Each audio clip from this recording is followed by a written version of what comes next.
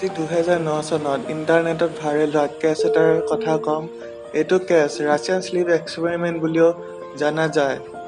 1940 চনত ছোভিয়েট ৰাছিয়াই সিহঁতৰ শত্ৰু ৰাষ্ট্ৰৰ 5জন লোকক লৈ এক্সপেৰিমেণ্ট এটা কৰিছিল আৰু সিহঁতক এটা ৰুমত 1 মাহৰ কাৰণে বন্দী কৰি থৈছিল। সিহঁতক কৈছিল যে সিহঁতৰ লগত কৰা এক্সপেৰিমেণ্টটোৰ পিছত সিহঁতক আৰু ঘৰলৈ লৈ যোৱা হ'ব। সিহঁতক সেইটো ৰুমত খোৱা বস্তু আৰু পঢ়িবলৈ কিতাপ সকলো সুবিধা দিছিল, কিন্তু সিহঁতক শুবৰ কাৰণে বিচনাৰ সুবিধা দিয়া নাছিল আৰু সিহঁতৰ কাণ্ডবোৰ চাবলৈ আইনা লগাইছিল, কিয়নো এই ঘটনাটোৰ সময়ত চিচিটিভি কেমেৰা আৱিষ্কাৰ হোৱা নাছিল।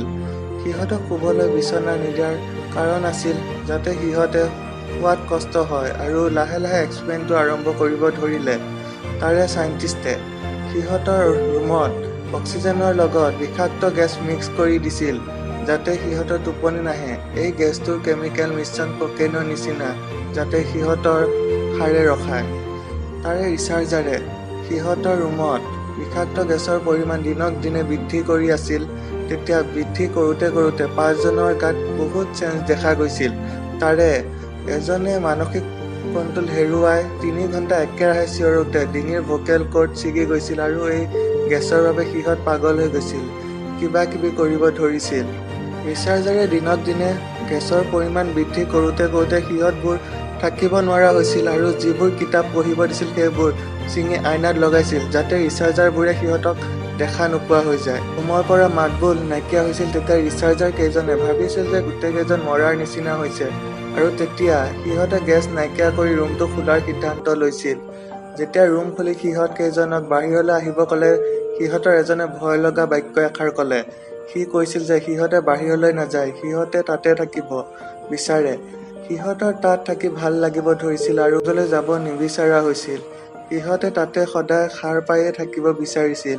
সিহঁতে ৰিচাৰ্চাৰ কেইজনক গেছ আৰু দিব কৈছিল।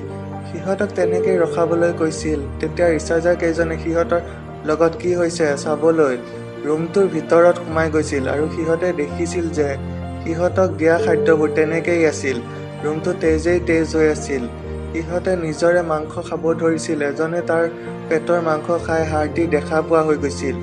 যেতিয়া সিহঁতক দেখাবলৈ ডক্তৰৰ ওচৰত লৈ গৈছিল, সিহঁতক সেই ৰুমটোলৈ লৈ যাবলৈ ভিক্ষা খুজিব ধৰিছিল আৰু য'ত নৰ্মেল লোকক এটা মৰফিন বেজীৰে বেহুচ কৰা জেগাত সিহঁতক 8টা বেজী দিওঁতেও সিহঁত বেহুচ হোৱা নাছিল। সিহঁতে ডক্তৰক কৈছিল যে সিহঁতে জাগি থকা অৱস্থাতে অপাৰেশ্যন কৰক, কাৰণ সিহঁতৰ এতিয়া সেই কষ্টবোৰ ভাল পোৱা হৈ গৈছিল। সিহঁতে অপাৰেশ্যন কৰোঁতে সিহঁতে হাঁহি আছিল।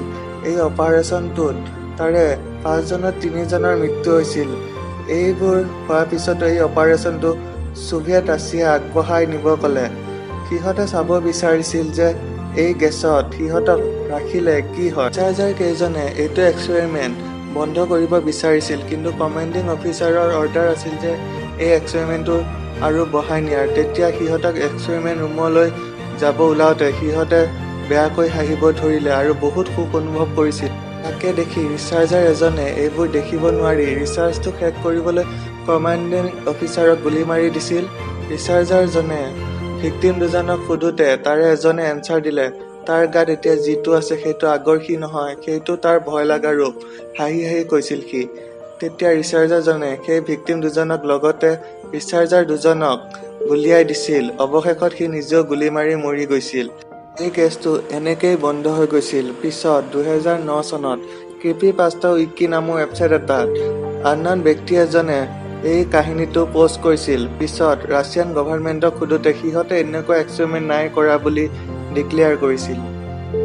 এতিয়া এই কেছটোৰ কথা বহুতে সত্য বুলি ভাবে আৰু বহুতে এইটো ভাইৰেল হোৱা এটা জাষ্ট কাহিনী বুলি ভাবে। এতিয়া আপোনালোকে এই কাহিনীটো সত্য বুলি ভাবে নে ইণ্টাৰনেটত এনে ভাইৰেল হোৱা এটা কাহিনী বুলি ভাবে? কমেণ্ট কৰি নিশ্চয় জনাব।